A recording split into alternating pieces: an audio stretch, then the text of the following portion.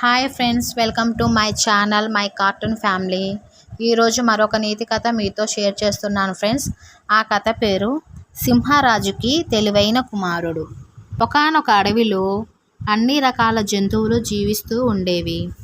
వాటికి సింహం రాజుగా వ్యవహరిస్తూ ఉండేది.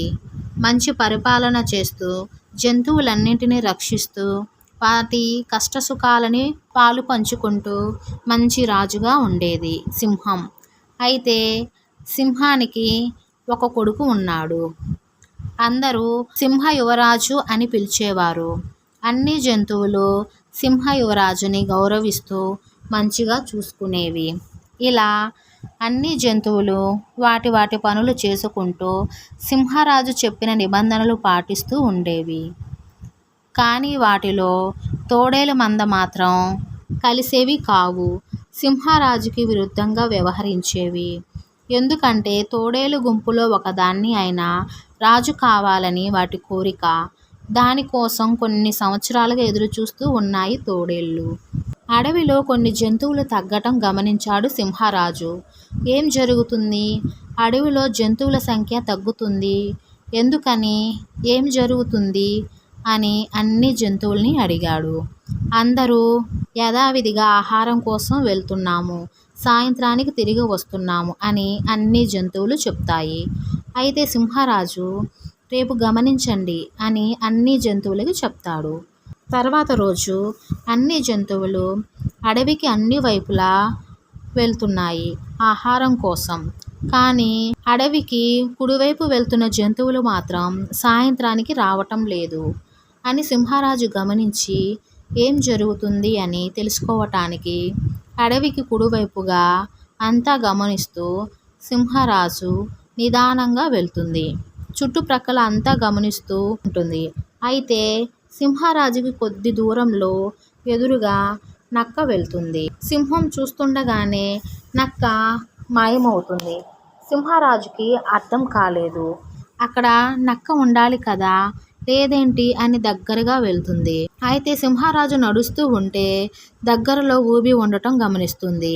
అది అన్ని ఆకులతో కప్పి ఉండటం వల్ల నేలలాగే ఉంది. కానీ అన్ని జంతువులు ఆ ఊబిలో పడిపోయి చనిపోతున్నాయి. పాపం, నా కళ్ళ ఎదురే నక్క కూడా ఊబిలో పడి చనిపోయింది అని తెలుసుకొని సింహరాజు అక్కడ నుండి వచ్చి అన్ని జంతువులకి తెలియపరచాలి. అడవికి కుడిప్రక్కన ఊబి ఉంది, ఆ ప్రదేశానికి ఎవరూ వెళ్ళకూడదని సింహరాజు ప్రకటన జారీ చేస్తుంది. మరలా సింహరాజు తానే స్వయంగా అన్ని జంతువుల దగ్గరకు వెళ్ళి చెప్పాలని బయలుదేరుతుంది. కానీ ఈ విషయమంతా తోడేలు గుంపుకి తెలీదు. తోడేలులో ఒకటి సింహరాజు ఒక్కడే వెళ్ళటం చూసి సింహ యువరాజు ఒక్కడే ఉన్నాడు అని తోడేలు గుంపుకి తెలియపరుస్తుంది. కొన్ని తోడేళ్ళు వచ్చి సింహ యువరాజుని బంధించి తీసుకువెళ్తూ ఉంటాయి. ఒక తోడేలు వెళ్ళి తోడేలు గుంపుకి తెలియపరుస్తుంది, సింహ యువరాజును బంధించి తీసుకువస్తున్నాము అని చెప్పగానే అన్ని తోడేళ్ళు పండగ చేసుకుంటూ ఉంటాయి. ఇలా ఉండగా సింహ యువరాజుకి ఒక ఆలోచన వస్తుంది. ఎలాగైనా నేను తప్పించుకోవాలి అని ఆ తోడేళ్లతో ఇలా చెప్తుంది. అడవికి కుడిప్రక్కన సింహ యువరాజు మా నాన్నగారు ఒక్కరే వెళ్ళారు కాబట్టి నన్ను బంధించి తీసుకువెళ్ళండి. నన్ను మా నాన్నగారికి చూపించి సింహ యువరాజుని వదిలివేయాలంటే నీవు రాజు పదవి నుంచి దిగాలి అని చెప్పండి. నా కోసం మా నాన్న వదిలేస్తాడు అని చెప్తుంది. వెంటనే అవి నమ్మి అడవికి కుడిప్రక్కన ఉన్న ప్రదేశానికి వెళ్తాయి. అక్కడ ఊబి ఉండటంతో అవి అందులో పడిపోతాయి. సింహ యువరాజు తప్పించుకొని సింహరాజు దగ్గరికి వెళ్తాడు. జరిగిన విషయం అంతా సింహ యువరాజు సింహరాజుకి చెప్తాడు. కొంతసేపటికి తోడేల గుంపు సింహరాజు దగ్గరికి వచ్చి సింహ యువరాజుని బంధించాం, నువ్వు రాజు పదవి నుంచి దిగుతేనే సింహ యువరాజుని ఇస్తాము, లేకపోతే చంపేస్తాం అంటాయి. అప్పుడు సింహరాజు వెంటనే సింహ యువరాజు ఇలా రా అని పిలుస్తాడు. సింహ యువరాజుని చూసి తోడేళ్ళన్నీ బిత్తరపోతాయి. అప్పుడు సింహరాజు తోడేళ్లతో మీ చెడ్డ ఆలోచనకి ఈ అడవి నుంచి బహిష్కరిస్తున్నాను, మీరు ఈ అడవిలో ఉండకూడదు అని చెప్పి వాటిని పంపిస్తాడు.